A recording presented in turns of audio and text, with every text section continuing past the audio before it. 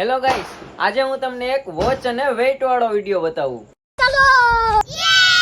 આમાં તમને જોઈને એમ લાગતું છે આ ભાઈ ફૂલજડી ક્યાં બતાવે, પણ મારા મમ્મીની ઈચ્છા હતી કે ફૂલજડી લેતા આવજે તો હું તો લઈ આવ્યો બહુ મોટી ફૂલજડીઓ.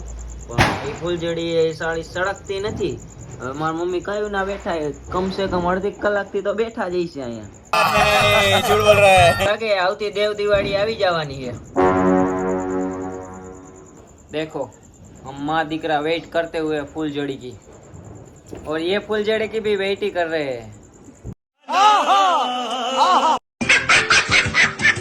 હવે વેઇટ નથી થતો, હવે તો ગેસ ઉપર જ રાખવી જોઈએ, મોટા ગેસ ના ચૂल्हे. अब हम दोनों भाई बहन गैस की तरफ आगे बढ़े हैं.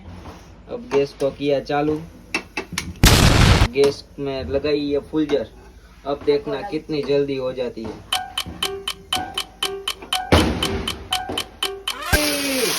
फाइनली जल गई है, तू बाहर जा. फाइनली ये फूलझड़ जल गई है और देखो और ये हवाई गई है. और बोलो हैप्पी देव दिवाली. अब ये खत्म नहीं हो रही है, लेकिन मैंने आपको बोला था ना ये वेट एंड वॉच वाला वीडियो है, तो देखो.